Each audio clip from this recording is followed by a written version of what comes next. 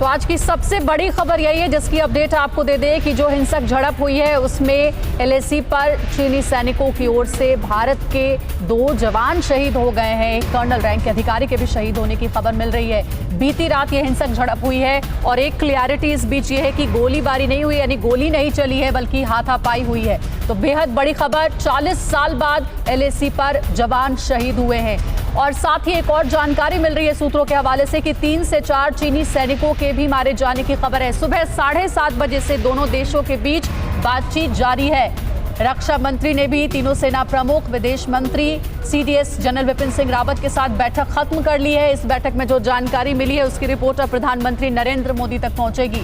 सुबह 7:30 बजे से दोनों ही देशों के बीच बातचीत जारी है।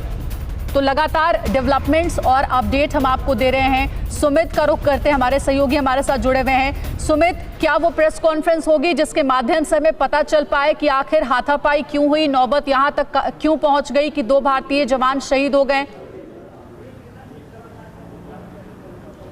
देखिए अंजलि, अब तक जो इम्पोर्टेंट बात थी कि इंडियन आर्मी ने अपनी तरफ से साफ कर दिया है कि जो ऑफिशियल वर्ड्स हैं इंडियन आर्मी के, जो साफ कहते हैं कि 2 जवान हैं और एक हमारे जो ऑफिसर हैं उनकी इसमें शहीद हुए हैं। लेकिन इसके अलावा और कोई ऑफिशियल वर्ड इंडियन आर्मी की तरफ से साझा नहीं किया गया। ये ज़रूर कहा गया कि आने वाले वक्त में जो भी अपडेट होगा वो साझा किया जाएगा, लेकिन कोई इस तरीके की प्रेस कॉन्फ्रेंस आर्मी की तरफ से नहीं की जा रही है। अंजलि, भारत की ओर से ये लगातार मांग की जा रही थी कि अप्रैल के पहले की स्थिति को चीन लागू करे, यानी जिस एलएसी के इलाके में चीनी सैनिक घुस गए थे वहां से वो पीछे हटे। बातचीत हुई, काफी देर की बातचीत हुई, लेकिन कोई नतीजा नहीं निकला सुमित, और उस बीच ये खबर आ गई है। तो भारत सरकार अब किस तरीके की बातचीत चीन के साथ करेगी, क्योंकि चीन ने तो एक आरोप भी लगा दिया है।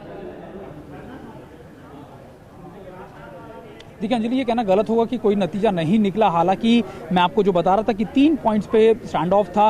पैंगोंगसो के ऊपर स्थिति अभी भी यथायथित थी, यहाँ पे सिचुएशन अभी भी उसी तरीके से थी जो चीन ने बनाई हुई थी। लेकिन जब हम हॉट स्प्रिंग की बात करते हैं, गलवान वैली की बात करते हैं, हॉट स्प्रिंग में कहा जाता है कि कई जगहों पर डीएक्सलरेशन हुआ, काफ़ी हद तक चाइनीज़ ने अपने आप को पीछे किया, इंडियन आर्मी ने भी अपने आप को पीछे किया। लेकिन गलवान वैली में दोनों की तरफ से बहुत ज़्यादा गतिरोध बना हुआ था और यही वजह है कि कल जब इसकी मीटिंग हुई सीओ लेवल की, कल सुबह एक मीटिंग हुई, उसके बाद रात को ये आपस में दोनों की एक वायलेंस इंसिडेंस हुआ जिसमें दोनों तरफ को कैजुअल्टीज हुई और खासतौर पर ये कहा यह जा रहा है कि पैंगोंगसो लेक को लेकर चीनी जो है वो बहुत ज़्यादा पीएलए जो है बहुत ज़्यादा स्टिफ हैं, बहुत ज़्यादा वहाँ से हिलना नहीं चाह रहे। और यही वजह है कि जो मेन फोकस पॉइंट है या फिर मेन डिस्कशन पॉइंट है सभी मीटिंग्स का वो पैंगोंगसो लेक ही है, क्योंकि चीनी सैनिक जो हैं वो लगातार भारतीय सैनिकों को PP-14 या आप कह सकते हैं कि फिंगर 4 से आगे नहीं जाने दे रहे हैं।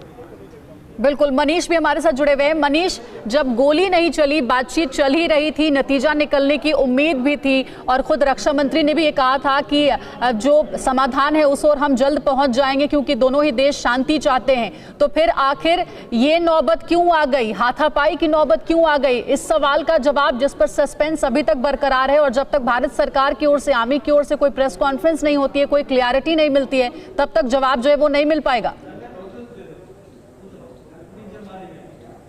बिल्कुल सही कहा आपने। और देखिए, हमें 2 चीज़ों को देखना पड़ेगा। रक्षा मंत्रालय की तरफ से जो जानकारी दी गई उसमें उन्होंने स्वीकार किया या ये बताया है कि हमारे एक ऑफिसर और 2 जवान शहीद हुए। वहीं दूसरी तरफ गोलीबारी की बात नहीं की गई है। लेकिन यहाँ पर एक बात जरूर उठती है कि क्या बिना गोलीबारी हुए भी अगर हमारे ऑफिसर और जवान शहीद हुए हैं तो क्या ये गंभीर बात नहीं है? क्या ये हमारे लिए बड़ी चेतावनी नहीं है? अब इसका जवाब अगर आप देखें तो चीन का विदेश मंत्रालय क्या कहता है। चीन का विदेश मंत्रालय कहता है कि बीती रात यानी सोमवार की रात में जो चीन का विदेश मंत्रालय ने जो भारत के बारे में कहा कि भारत की तरफ से 2 बार जो है हमारी टेरिटरी में आने की कोशिश की गई, प्रोवोकेटिव अटैक किए गए और उसमें जो है सो झड़प हुई है। अब यहाँ पर देखिए, गलवान वैली वो इलाका है जो 1962 से ही भारत की टेरिटरी है और चीन की सेना हमारी टेरिटरी में आकर बैठी हुई है। ऐसे में अगर ये झड़प हो रही है तो सबसे पहले तो हमारे जो ऑफिसर शहीद हुए हैं और जो जवान शहीद हुए हैं उन्होंने अपना सर्वोच्च बलिदान दिया मातृभूमि की रक्षा करने के लिए, उस जमीन को बचाने के लिए जो हमारे कब्जे में है, जो हमारा है, और उस पर चीन की सेना ने अतिक्रमण कर रखा है। अब यहाँ दूसरी बात है कि अगर गोलीबारी नहीं हुई है तो फिर अगर चाहे मारपीट की गई है, पत्थरबाजी की गई है, आखिर कैसे ऐसे हालात हुए कि सच तो यही है कि हमारे एक ऑफिसर और 2 जवान शहीद हो गए हैं और ये अपने आप में अनप्रेसिडेंटेड है, क्योंकि 1975 में जब असम राइफल्स के 4 लोग उस समय शहीद हुए थे जिनको गोली मारी गई थी, और यहाँ पर बिना गोली चलाए भी अगर हमारे 3 लोग जिसमें एक ऑफिसर है वो शहीद हो रहे हैं तो ये बहुत बड़ी बात है। और यहाँ से भारत और चीन के जो बातचीत का अप्रोच है उसमें बहुत फर्क दिखेगा, ये मुझे ऐसा लगता है कि अभी हमें थोड़े दिनों में दिखेगा भी। हाँ, ये बात सही है कि रक्षा मंत्रालय या विदेश मंत्रालय को हमें निश्चित तौर पर थोड़ा वक्त देना चाहिए, क्योंकि ये फुटबॉल का गेम नहीं है। बिल्कुल। सीमा पर तनाव है, दोनों तरफ महाशक्ति है और ऐसी स्थिति में हमें इंतजार